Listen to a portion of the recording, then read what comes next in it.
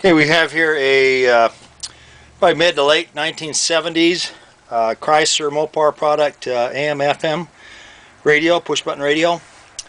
This looks like the one that was in, I had a Dodge Power Wagon, a 78 Power Wagon. It looks like the one that was in, that I used to have in that.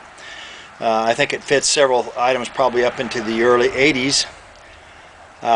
We'll show you what the functionality of this unit is first, and then we'll show you the cosmetics. We'll show you what it does, and hopefully it'll do the same thing when you receive it. It does. This radio is currently working. However, we don't warranty or guarantee any electronic components or items for any functionality issues. They're sold as is. We have no way to warranty or guarantee a used item of this nature. This is going back several decades, and sometimes things get shaken around in transit.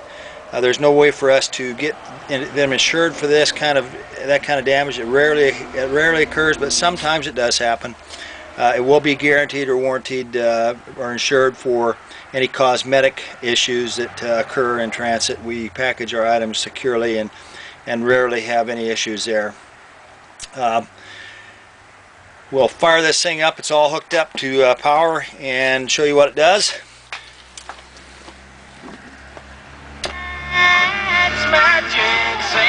So the dial, tone control knobs, everything work fine. There's your tone control knob, treble to bass, or vice versa. There's bass, treble, and tuning the dial. The knob, adjuster knob, works for that. The buttons work with the sets. We'll reset this one. We'll just set it up right there. Pull the button, push it back in, go down here, bring it right back. The sets work on it. The AM portion works. That was FM we were listening to first.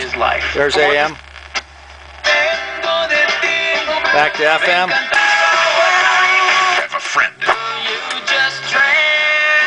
Okay. That's the functionality of the unit.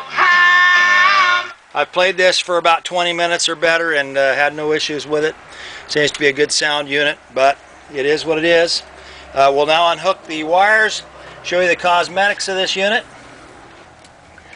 It does come with the plugs there. The plugs are they haven't been cut off or anything, so a lot of times they whack the plugs off these things, put them in other vehicles. This one has got the original plugs with the extra little plug-in that goes in there to if you want to hook it up for something else. But they cut the wires on the speaker sides and on the power side over here, so you got the original plug still on there.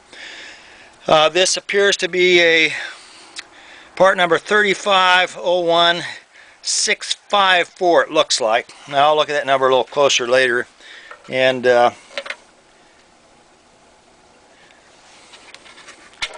case is nice and clean all the way around. The cosmetics are pretty decent. The lettering here probably could stand to be redone a little bit. And there's one little spot on this button down here. Obviously that's a cigarette burn. A lot of times people that were smoking would have a stick in their hand, cigarette in their hand, and the end of the cigarette would touch the button as they're pushing the sets or pushing the buttons. Anyway, that's what she is. Have fun bidding, and thanks again for looking at Mom and Pop's items.